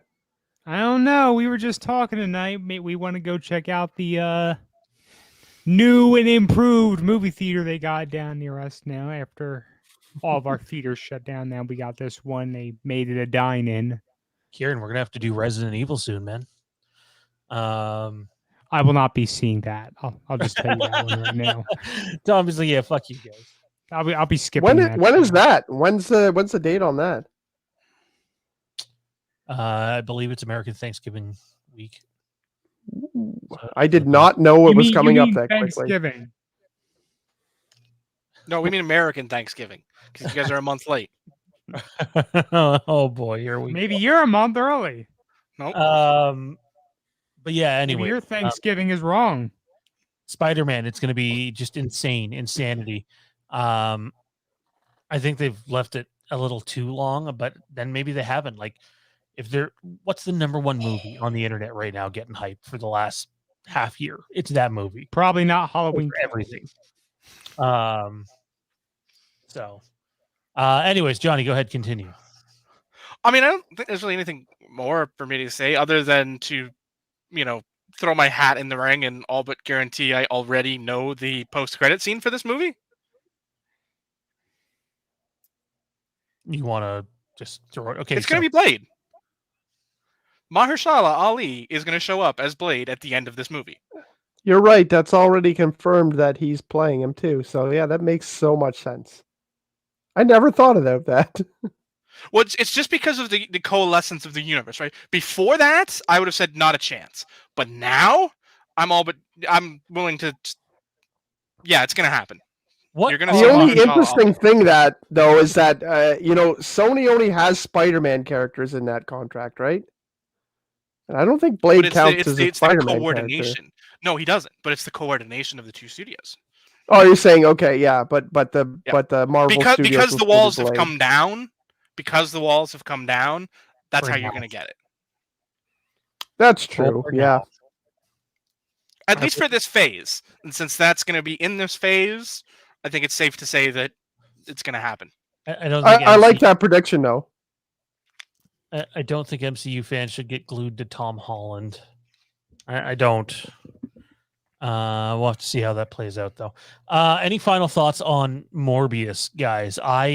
It went from me being like, yeah, I'll see it when I see it, to, yeah, if I have a night free, why not? That looks like it could be really enjoyable. And hey, you won me. That'd be my final thought. I can't say I'm going to see things at the theater anymore because I feel like I have to have a slot free, and that I never know when that's going to happen. So it used to be that way where I would rely on the trailer, but like there's been quite a few things that I wanted to see that I just didn't get around to doing it. So, but I did like it. I liked the first trailer too, though. So I think you guys saying the second trailer, really did it for you. I thought the first trailer was pretty good too. I was interested already. So. All right. Well, I liked Tootsie Rolls as a kid. I also liked the flavor ones. I thought they were yummy. I would eat like 10 at a time. I'd never buy a Tootsie Roll, but if somebody handed me one and said, "Here," I'd eat it. The look on Kieran's face is hilarious. It truly is. Sorry, I'm trying to pull up a link here, everybody. One moment. All right. I try to be as animated as possible when I'm not talking. So, if you haven't heard, we launched ourselves a Star Wars only channel. It is called Star Wars Fandom. Whether you're a Star Wars fan or not, you can help us out by heading on over to that channel, clicking on the subscribe button, starting from scratch over there with that content. And Star Wars Fandom. We have basically a trailer out, and then I did a trailer reaction to the next topic, that the last topic we'll be talking about. And it was a legit reaction too. It was my first time seeing the trailer, and I didn't even know it came out. Tommy messaged me and made a comment about a trailer. I'm just like, yeah, I already shared it on all of our socials. You just haven't seen it yet. I'm like, well, I was just getting off work, right? I'm like, what are you talking about? And then I opened up Twitter because I just do, and I'm like, oh, that's what he's talking about. So again, if you haven't yet, head on over, Star Wars Fandom right there. Give us a subscribe; it helps out a lot, and it's appreciated. You won't see live streams over there for quite some time. It's just going to be shorter videos over there, 2 or 3 a week, until we become friendly with the algorithm. But you can see reports, updates, news, lore videos. We're going to do some lore videos, diving into some characters and their background, and rather than having to read 10,000 books to figure out where a character goes, we'll tell you in 7 or 8 minutes. And so you'll have a chance to check that out as well. Star Wars Fandom. Which leads us to our final topic. Nope, not him. Him. The Book of Boba Fett. The trailer's finally here. It feels like they have taken forever to start the marketing on this thing. How does everybody feel about the Book of Boba Fett? I want to go to the Boba Fett hater first, because I was quite surprised with his reaction in our staff chat. Kieran, what do you think of it? Yeah. Well, just to reiterate, I haven't said it in a while because we haven't talked about Boba Fett in a while or anything Star Wars here in depth. I absolutely hate Boba Fett. I'm not a big fan of the character at all. And the reason that I, hate on the character so much is just that they make him out to be so much bigger than he actually was, and he just becomes this really big, as more fans like the character, they've made him crazier and bigger and able to do so much more than he was in the original movie, where he got killed by a blind man and could barely hit Luke from like 30 feet away, was shooting all around his head. But I really like this trailer. I like his character in The Mandalorian because other than the one episode where he was a fucking god, I like what they did with him. But I think that this suits the character really well. You see the trailer, he's going to try to be like the underworld boss, which just suits him so much better than being, a lot of people think he's going to take down a bunch of Jedi and he's one of the greatest fighters in the galaxy. I hate that portrayal of him because I don't think he was never that way. He was never that. He was a good bounty hunter. He's good at, he's smart. He's clever. And he's, tied into the underworld fabric, and, being an underworld boss or being part of that world suits him so much better than, seeing him take out 100 stormtroopers and teleport himself over places. And I'm actually really excited for this series. I thought the trailer was great, and I'm excited, way more excited than I thought I would be for a Boba Fett show. We'll save Johnny for last. Tommy, your thoughts on this trailer? Boba Fett is daddy. Wait, Pardon? No. Excuse me? What are you on tonight? What kind of candy did you have? You don't like Halloween candy, but you like acid? What are you doing? Oh, fuck. Look. Is this the first time ever that you're more high than Sean?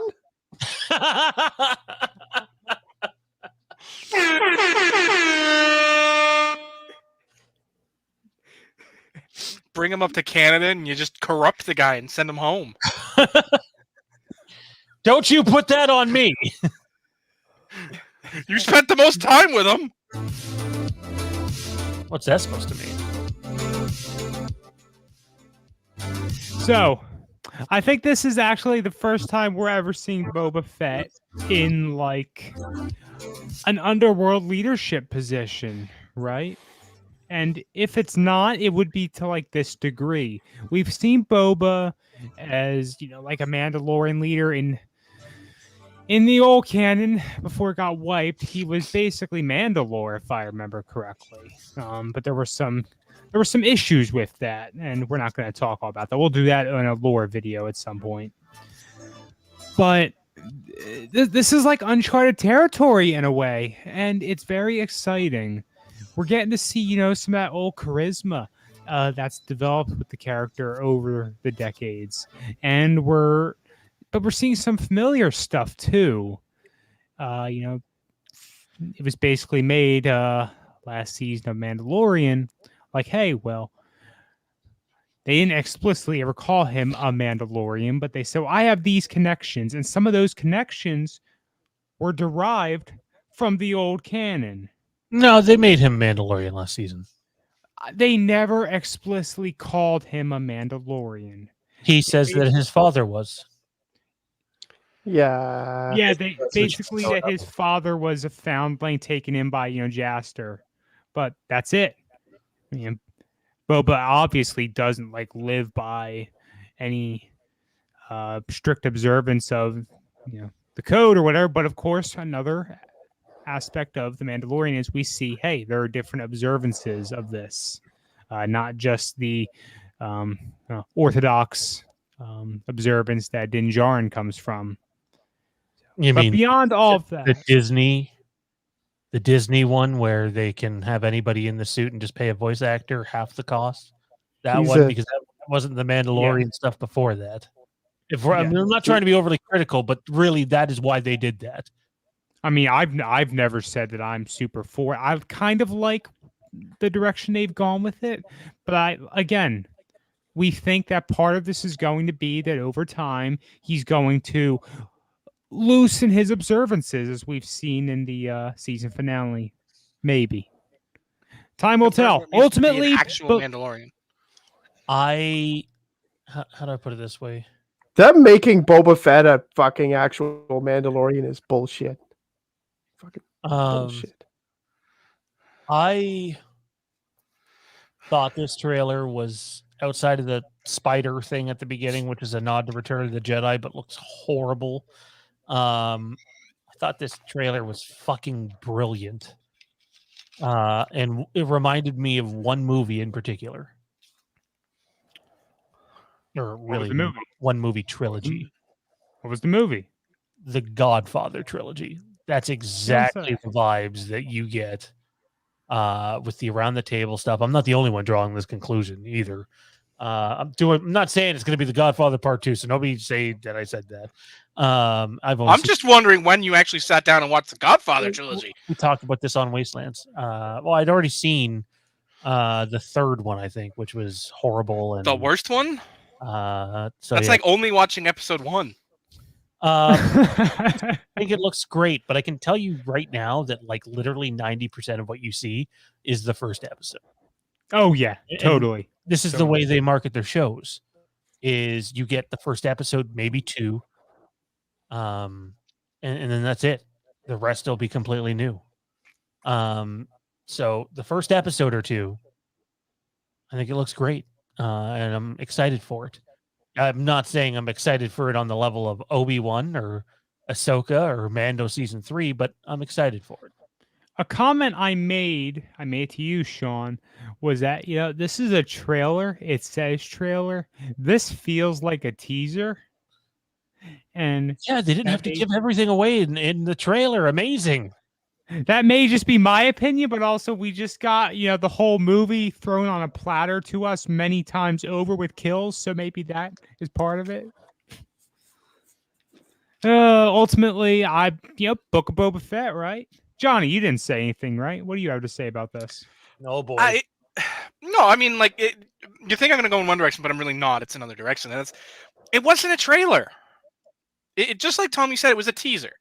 And it teased you, and it a trailer is something to get you invested.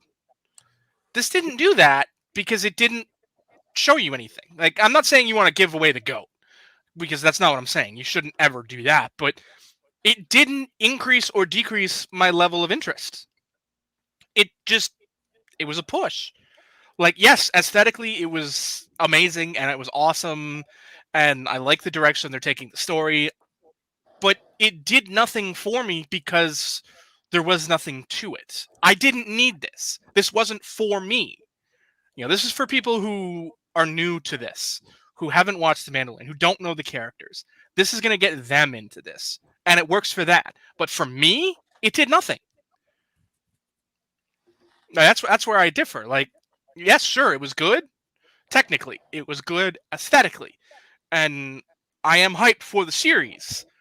But this teaser trailer did nothing for me because it didn't increase my level of interest. It didn't decrease my level of interest. It was just a push. This wasn't for me. This was for people who aren't interested. This is for people who aren't following it. And that's fine. But, yeah. What you're saying is just seeing Tamora Morrison in the Boba Fett suit didn't make you go gaga? No, unlike your reaction, apparently, mine was much more normal. We gotta take his fan card away. Why? I got that reaction when I saw it in The Mandalorian. Not a true fan. True fan shit. I had that reaction when I saw him the first time in The Mandalorian. When it was new. You mean when he went Super Saiyan God mode and did all that crazy shit? I am a little bit worried. First of all, I don't have this confirmed yet, but this was advertised as 6 episodes, and now I see a lot of places saying it's 9. But knowing them and how short they do some of their episodes, I could see them taking 6 longer episodes and breaking them down to make 9. So, So there's that. But I'm with all the rumors out there, and there's a ton of them, and coming from extremely reputable places. If you were gonna do a Boba Fett show, I feel like the show should be about Boba Fett. And I'm not saying I'm not gonna like any of these cameo / one episode characters that are coming, but there are some with pretty big names attached to them, and it's just kind of like, so it's going to become Boba Fett and Friends. And I like Mando season 2. I actually like it better than 1, but I felt like it became Mando and Friends in Mando season 2, and I feel like we're getting a lot more of that in the Boba Fett series as well. IMDb lists at 9. Excuse me, 8. I'm okay with that though, because I feel like Star Wars has kind of always been that way. Like Star Wars has always kind of had pick your own flavor, because there's a lot of characters in all of the trilogies, and it doesn't center around one certain character, except obviously in the newest trilogy, they went away from their 3-4 characters and went really Rey heavy, but I think a lot of people were not fans of that. But I feel like when you think of the original trilogy, there was people who thought that, Han was the best, and people who really like Luke Skywalker, and people who like Chewie, and people who like all the characters. And so I think having a show that has not just one main character's journey, but like all of their friends that come along with them is this very Star Warsy thing. I think Fennec is going to be a mainstay probably for the whole series, but who knows? That could always get flipped up on us, right? I think calling it the Book of Boba Fett is he's got to be in every episode. Yeah. I think if you're going to call a series specifically after a character in it, that character needs to be at the forefront of everything. Every arc needs to trace back to them in some way. There's going to be other characters whose arcs are tangentially, tracked back to them, but all of the main arcs need to coalesce on Boba Fett. Whether that's other people jockeying for control of Jabba's empire, or the other people he's up against, or other underworld interests, or other bounty hunters from off planet suddenly coming out to hunt the great Boba Fett, or whatever. But they say all roads lead to Rome, but in a series called the Book of Boba Fett, all roads need to lead to Boba Fett. We'll have to wait and see what happens there. I don't want to spoil any surprises for anybody, but again, there's a lot of Mando season 2 stuff. I'll say that. Not necessarily those people, but those types of episodes. So, can we have Bill Burr back? Mando season 3, I believe. So, and here's another one that's out there. I was going to save this for Inside Fandom, but since it's already out there, why the hell not? The Rangers of the New Republic series is still happening. It's just been pushed behind a bunch of shit. Gina Carano was not going to be the lead in that series, it turns out, but she was going to be the lead supporting actor. She might have been the lead actress in it, but she wasn't the center character. The center character, and he's still on board, is actually Cobb Vanth with Timothy Olyphant, which, like, I'm in. I don't care if it's just Timothy Olyphant in an X-Wing playing rock, paper, scissors with himself. Give me 20 minutes of that. We need to get you a Timothy Olyphant, just like a nice big poster in the background, him in a bathing suit or something. I feel like you just every time that you talk about money on you would spend way too much money on a Timothy Olyphant OnlyFans. Next question. It's okay. It's okay to have a man crush. You don't. It doesn't say anything. But we know what yours. We know what yours is, though. That's all I'm saying. He's so good. You could actually hear the swoon when you said that. Yeah. All right. Just remember who wears that armor. We'll go around the table. Final one. What's the number one thing you want out of the Book of Boba Fett series, Kieran? No teleportation. Well, I mean, we know that Boba Fett gets healed Just- because he looks 1,000 times better than Honestly, Mando. just make him a clever character and not someone who, comes out here and defeats everybody with his fists and his guns and stuff like that. I think you're probably going to get both. But Tommy Bizzle. Well, he's allowed to beat up. He's allowed to beat up some guys like that, but like, don't make him go God mode.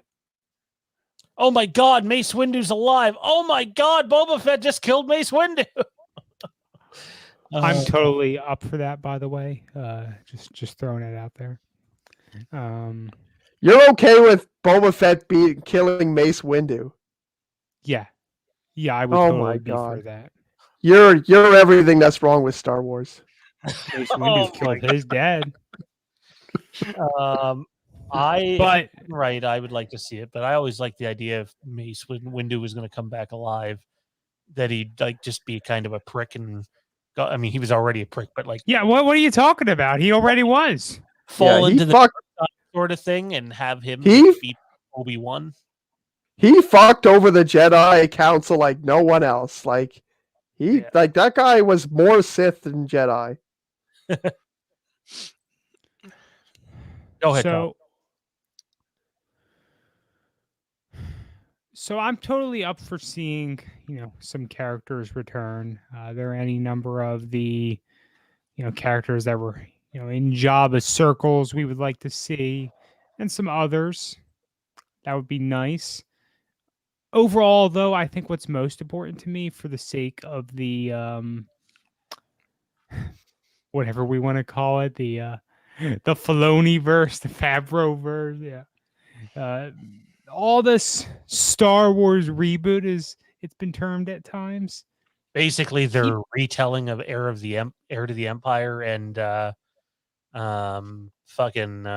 my God, what's that series called? New Jedi Order. All this shit is playing out a lot like those two things. Keep Boba Fett relevant to a degree. Now, he doesn't have to be best friends with Mando. He doesn't have to be best friends with the Oliphant? He's going to be. Come on. You can't have Boba Fett back on Tatooine and not have him cross paths with Cobb Vanth, Timothy Oliphant. What if they were best buds? Let's get some Oliphant in there. It could happen. He doesn't have to totally forgive Luke Skywalker for, putting him through the shit he undoubtedly went through. Conveniently, he was not on that ship at that time, of course. But just keep him relevant, Let's let him pop up again. Let's see him cooperate. In future Mandalorian season or 2, whatever they end up capping it at. Just keep him around, Don't just leave him to Tatooine to sit in a palace forever and ever. You know what I really don't want in this show? Darth Maul. Well, I don't know. All those Maul rumors have really been swirling for the past. That fucking asshole gets put in everything. They've been swirling. He's getting his own animated series. The lines are already recorded. What? Yeah, didn't you hear? Yeah, it's a Maul Crimson Dawn thing. Yeah, oh new my animated God. series. Yeah. What a fucking piece of shit. So to recap, let's go back to when we were attempting Star Wars Renegades. This guy over here hates on Maul, hates on Boba Fett. This is before there's been any of this new shit announced. Since then, Boba Fett live action show, plus appearances in Mandalorian, and now a Darth Maul animated series. Are there any other characters you truly hate that we can expect to see in the future again? But that's the whole point. That's the whole point of why I hate them. Because they just keep going and going, and it doesn't matter. As soon as they got popular, they were like, okay, well then they need to be alive because people like them. And then the more they sell action figures, the more they need to shoehorn them into everything. They just need to be in everything. Like there doesn't have to be any sort of reason. They just need to put them in there. They're like, you know what? Let's keep going. Let's have Darth Maul in everything, even stuff he doesn't fit in.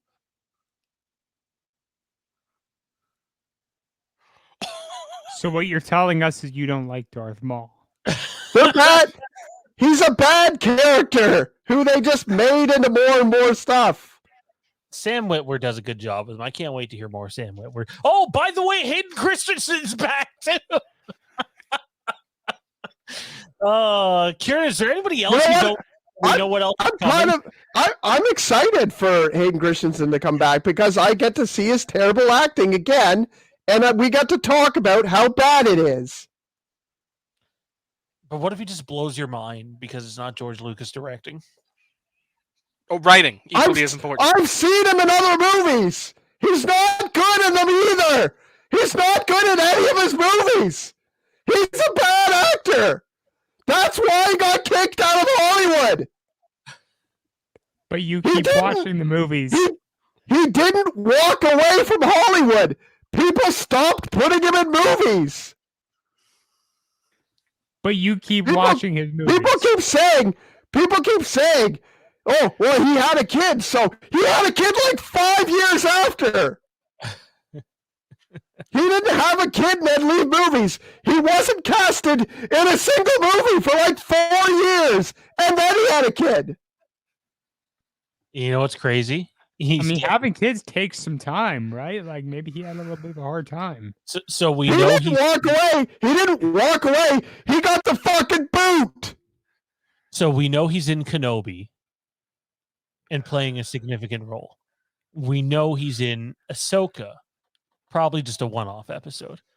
But there's rumors that he's signed on for 2 other projects, and the 4 projects together, you're still looking at over 7 figures for him. And fanboys will probably love it. I'm stoked to see him back. I can't wait. Because you're a fanboy! Hey, if I have to choose between Hayden and this guy, I'm probably choosing this guy. Oh, you'd choose that guy over Harrison Ford. Let's not put him in competition. Hang on. You literally swooned when you said Timothy Oliphant's name earlier. I've never heard you swoon when talking about Harrison Ford. Ever. Harrison. We did do a top 10 Harrison Ford movie. Yeah. I don't think we've done that for any other actor. Like, let's just talk about his movies. Well, that's because he's prolific. Let the record show and crucify me for this. I would probably pick Cobb Vanth over Han Solo because Harrison Ford is done. He doesn't want to do anything. Whereas Cobb Vanth, they can totally build a character and do shit with him. They already built a character around Harrison Ford. That's the point. He doesn't want to do anything.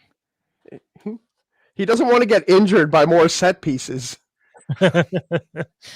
Oh man. Anybody else? Probably afraid if they put him near another fucking mobile vehicle, he'll fucking get in another accident with it or some shit. Johnny, Tommy, you guys wanted to see in the Book of Boba. I think Kieran answered. Kieran answered questions that weren't even asked. I want to see him be kept fucking relevant. Just keep him around, you know? Don't just exile Boba Fett to fucking Tatooine until, like, the last episode of this whole Filoni-verse, phase 1, whatever. If they go up against the Chiss Armada or some shit, and we end up seeing, oh, we gotta go call our homie Sizzle Boba, and he comes in and rolling up with the whole fucking Jabba's crime lord palace battalion of ships and shit. Yeah, you know, just keep him relevant. You know, I'd like to see him pop up on. I'd like to see him pop up on Mandalore. It'd be cool. Yeah, I mean, we'll have to wait and see. I think that's more of a Mandalorian thing, to be honest. For season 3, sounds like anyway. You know, I'm completely okay with doing more Boba Fett and seeing where it leads. Just there's a lot of things that you were said there that make me want to say something that I can't say and shouldn't say, and so I won't say. Johnny, how about you? Is there something that you really need out of this series? By the way, wouldn't it be funny if they announced episode 10? Okay. And it's this like badass movie, and then we see the villain walk onto screen from the world between worlds, and Darth Maul is the main villain for episode 10. Oh man. Maul versus Rey. Sign me up. I'm good. Ray would kick his fucking ass. Let's not sign up for that. Let's pass on that. Now, what do I want? I want to see the real, true, man in charge of Jabba's empire now that he's dead. Because we all know it ain't Bib Fortuna. Okay, he's a putz. I don't think he was ever in control of anything. It's Boba that's vying for it anyway. Now, yes, but I mean, somebody's kind of held it together in the interim, and it ain't Bib Fortuna. So I want to bring back the real boss, the real guy pulling the strings. We all know who that is. I mean, we never actually saw him die, but we all know the true brains of that operation. Salacious Dengar, right? It's Dengar. It's not Dengar, man. You ruined a Salacious P-Crom joke, man. Come on. Dengar. Dengar is a dingus. I would love to see Prince Zizor or Shizor or whatever you want to say it appear at some point too. But seriously, I do not think it's Bib Fortuna that was pulling the strings. I want to know who the real mastermind. I want to see the Wizard of Oz. I want to see the man behind the curtain. I think Talon Card would be an amazing character to bring back since they're bringing back Zahn characters.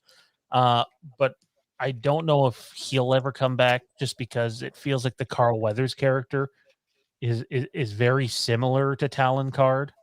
And it's like, okay, well. I feel like if Talon existed, we would have heard about him by now in The Mandalorian. That's what I'm saying. Yeah, no, I understand that. I'm just saying, like, if he existed, we would have heard about him by now. But just based on the way he operates. As for Shizor, I think he ended up getting like recanonized through a back door, like Revan did in a book, like encyclopedia type thing. I think he is on the books as a canon character, but we haven't seen him in any substantial way. Oh, I think that you're right when you say that. Although I can't think of one off the top of my head. I mean, he does have a canon entry on Wikipedia, not just a Legends. Is he? Entry. There was a Clone Wars episode where they saw some of his race, right? Was he in there with them? I don't think so, but I have to look it up. That's the deep dive. Anyway, he was mentioned in the Build the Millennium in the magazine. The music is playing. The night has come to an end.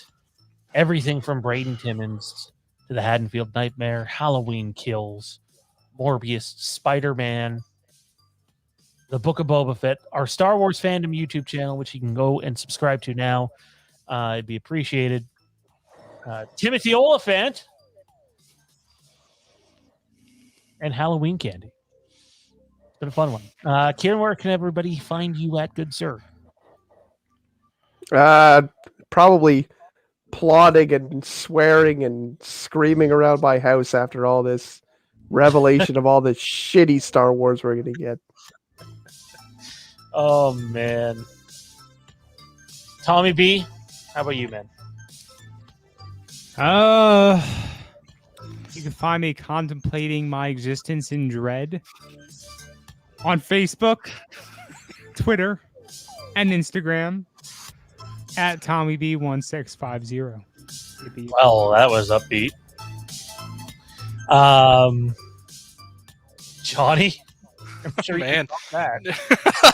Well, it's kind of hard not to, unless I want to just talk like this for the whole time and tell you about my sad, morose existence in the ethosphere of social media. Dude, pep up, man. Come on. You're killing my vibe.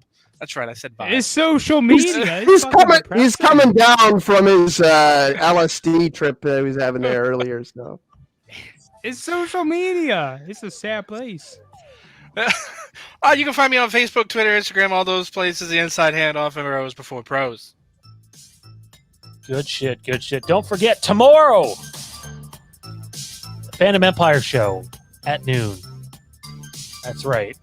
We're talking Halloween and Danielle Harris. We're also talking Morbius.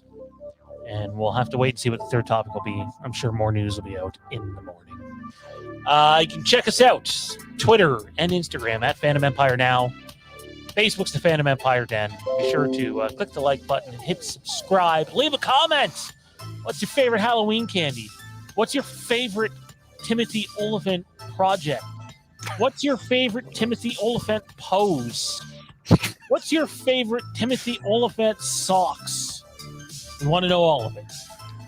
Anyways, everybody, we'll see you next time.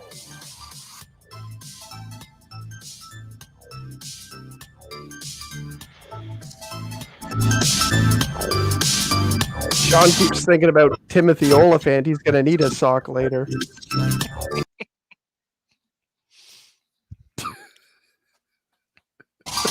Well, look what you fucking did. He's Look trying to what find you the sock. fucking did. He couldn't wait until the show was over. He had to go find the sock now.